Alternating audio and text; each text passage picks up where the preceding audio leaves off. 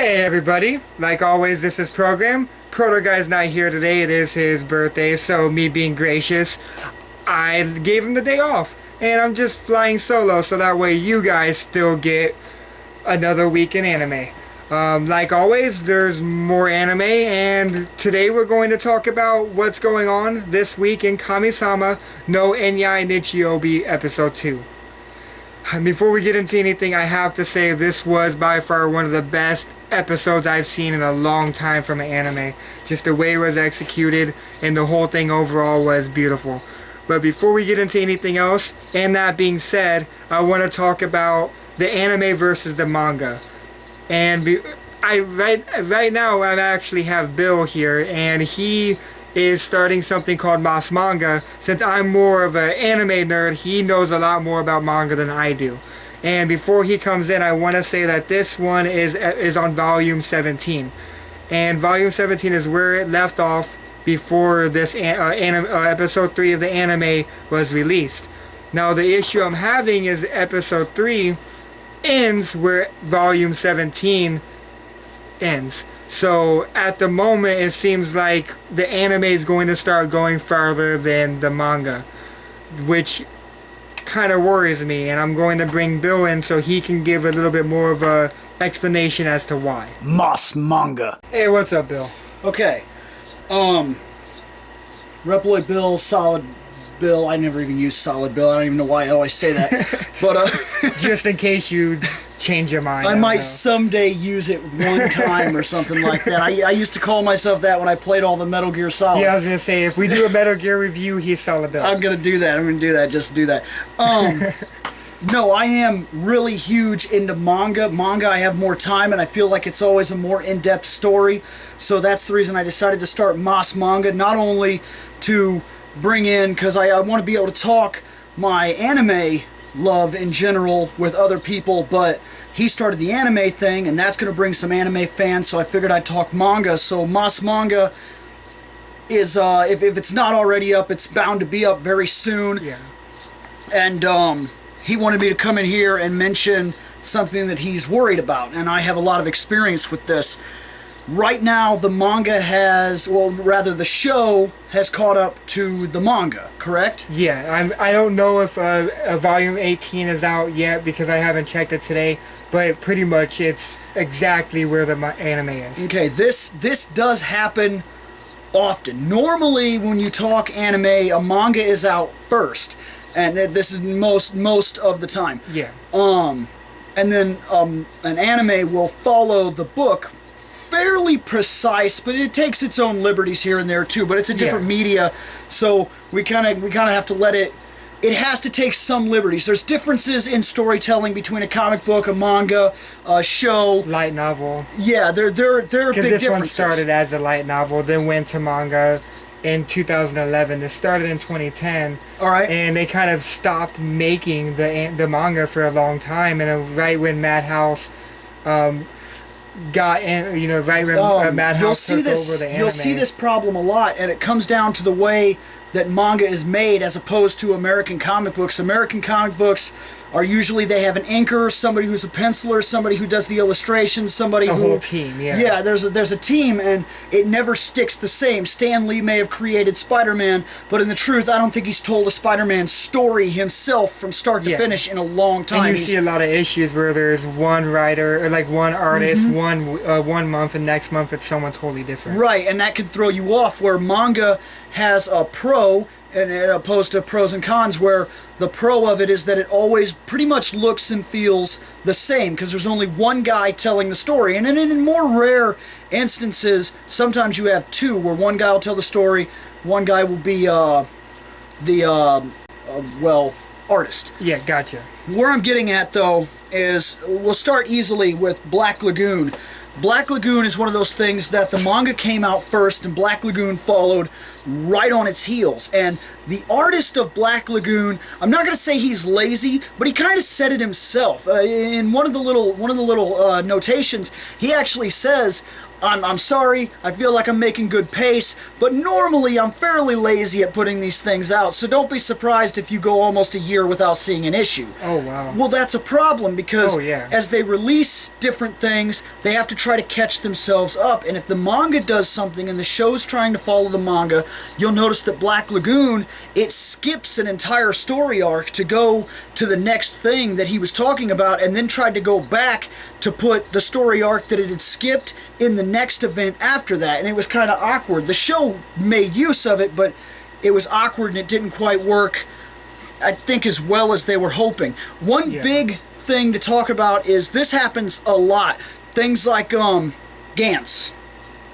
Gantz is one of the greatest animes I've ever seen, hands down. It's just shocking how different it is. But the book actually is even more in-depth. Now, the original anime, the first season, almost follows tile for tile what the actual book does. And then after that, they caught up. When they caught up, they screwed up, and they did their own mission, if you will, their own Gantz problem.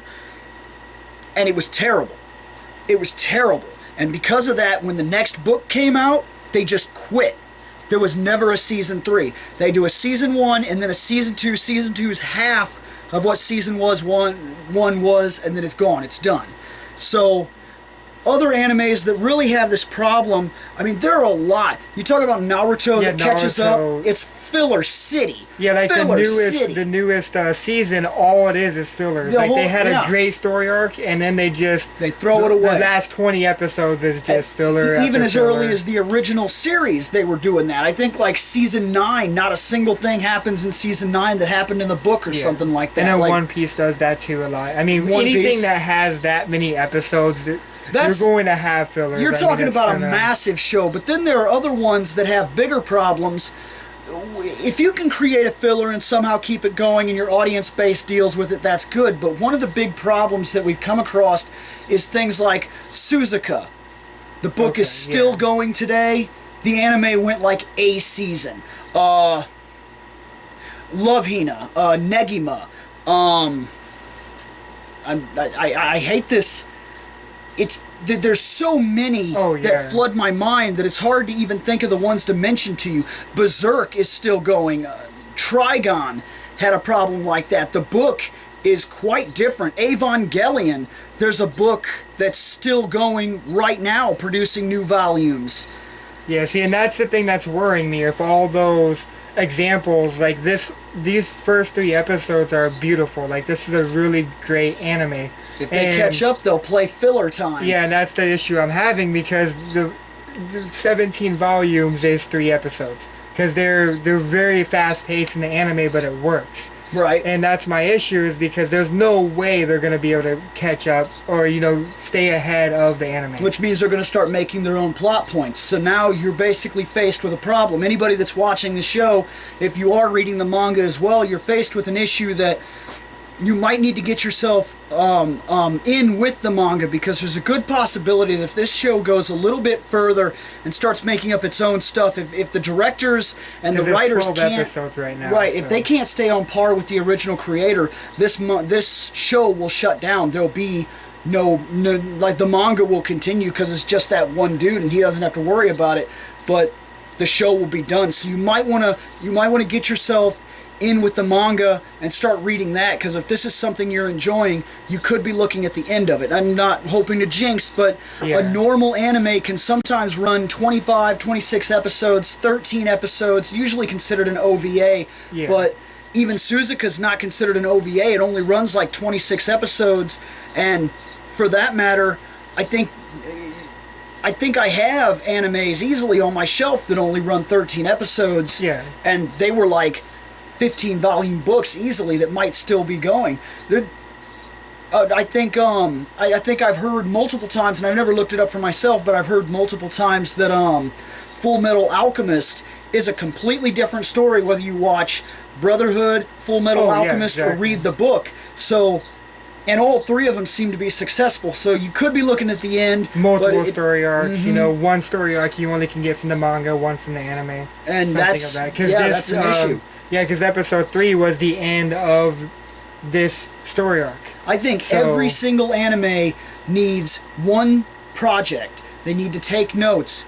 Dragon Ball Z was also filler city. Dragon Ball Z yeah. Kai, for everybody that's dogged it, and especially for the purists that are out there that are like, well, I'm a purist, and Dragon Ball Z, if you're a purist, tanking read the the book. original. Because the book did not have all the filler. So if you watch, So many fillers. right, if you watch Kai, you're actually seeing the purist series. Yeah, and instead I of watched what a little they- bit of that with you. It's it flows so much better. Yes, yeah. it does, because they're not catching up and making up their own crap that then they later have to find a reason to get rid of or whatever. Or they try to slow their pace so that they don't catch up. Yeah. So there's a whole bunch of side arcs with like Master Roshi like looking at porn in his house, or like Krillin shooting tidal waves for no reason Yeah. at all. And it's just pointless information. So good luck to you in your show, but you could be looking at the end of your show already. This could be like a 26 episode series where they catch up, do their own thing, Or it and could quit. just be the 12 confirmed is all it's going to be. That's very possible. You do see those 13 episode animes quite often, but I mean, so far, like, it's just, first episode was great, second episode was even better, third episode what blew my mind, and the fourth episode, if it drops the ball, I'm going to be very disappointed. well, And you have to hopefully- hear me bitch about it next week. hopefully it keeps going for you. But anyway, that was Bill. That was a little bit of a taste of what Mouse Manga would be like, and now let's go into epic episode. Okay, so there's a lot going on in this episode, and like I said already, so beautiful. But before we get into anything else, I want to just go over a list of exactly what happened on this episode. So essentially, it starts with Humphrey and I following Humphrey, which makes no sense. You know, he's been completely douche to her, and he keeps following her around. You know, I killed your whole village. I killed everyone that you knew and loved. I pretty much said your whole life is a lie, and you're still following me. Makes no sense. But anyway, they go into that, more of a backstory with Humphrey. You start figuring out that his mission that he's been going on for the past 10 years essentially is finding someone named Hannah. You heard him asking about Hannah before, but you start figuring out more about it. He was with her for 6 months, and he fell in love with this Hannah. And that was the only thing that he really had going for him in this horrible universe that he lives in. And also with him being immortal, he can't die. And that's the other thing that he's on his mission. Not only is he trying to find Hannah, he's trying to find a way to kill himself. So everyone else in this universe, you know, wants to keep living.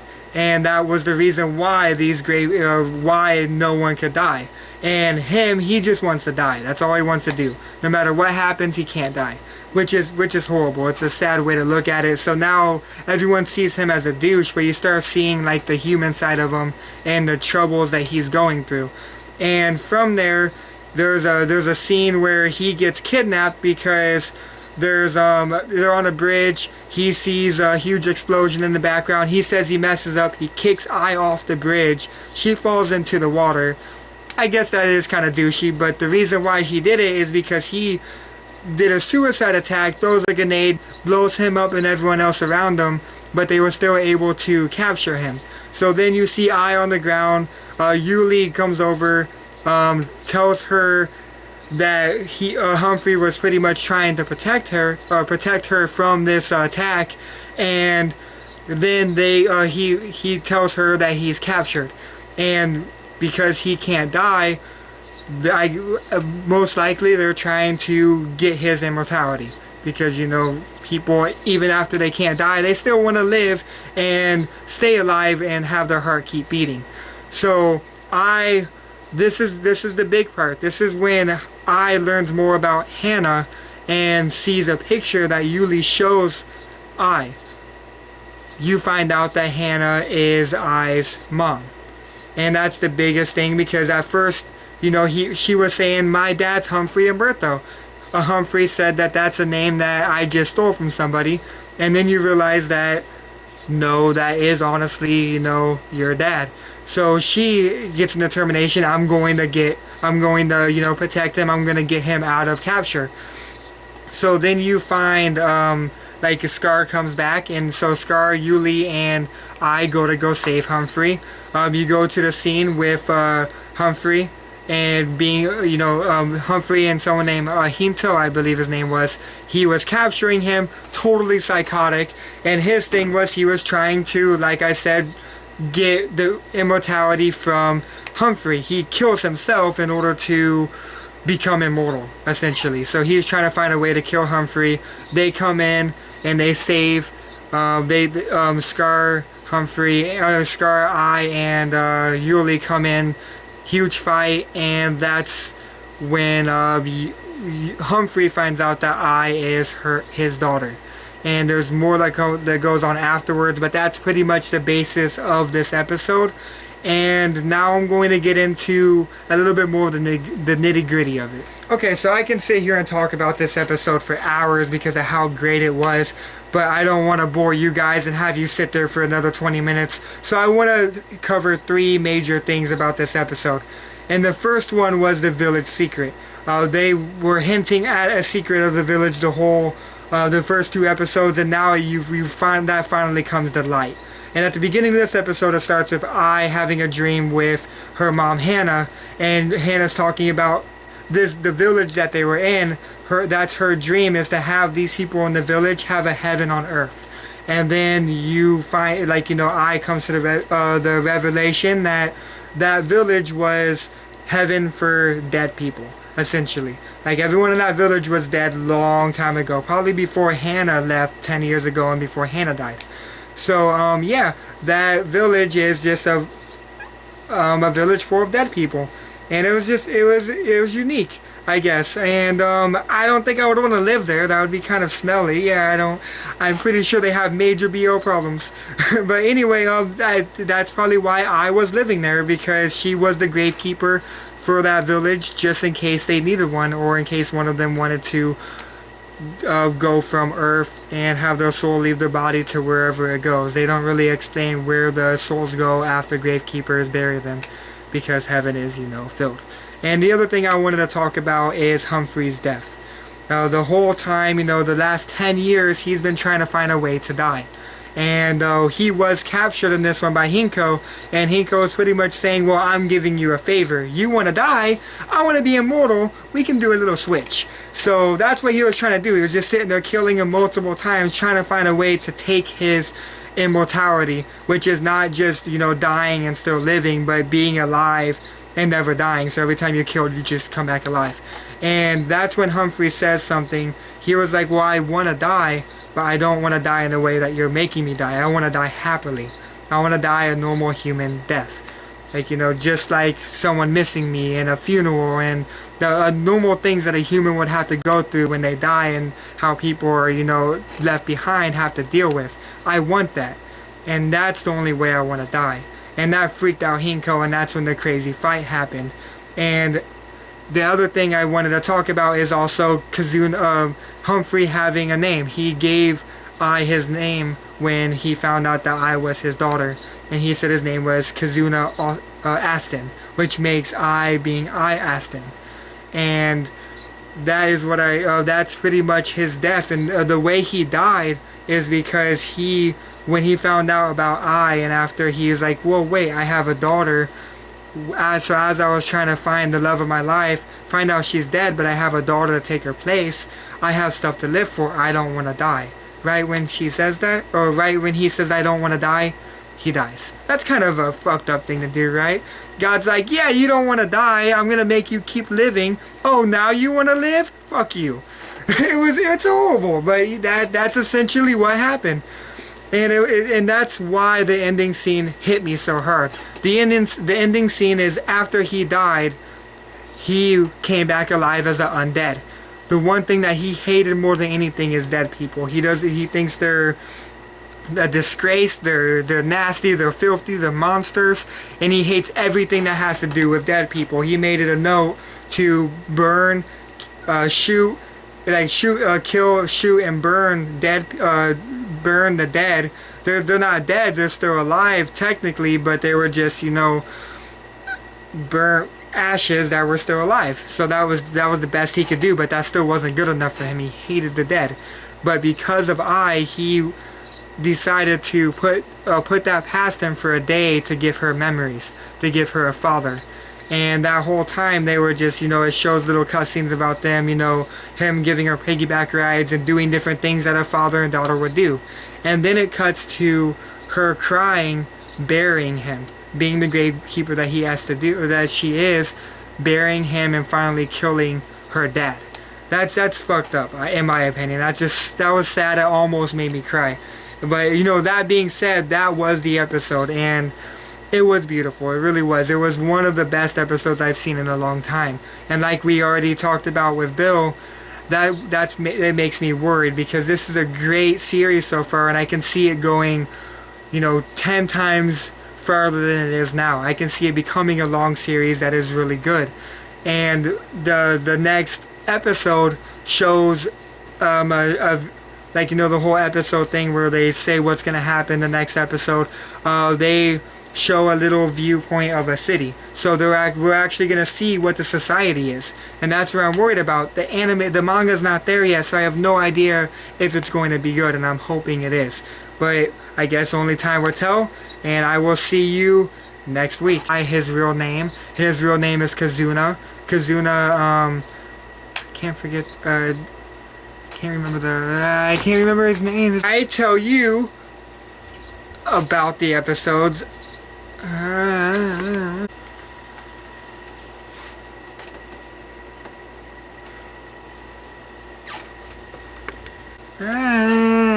going to do another cut.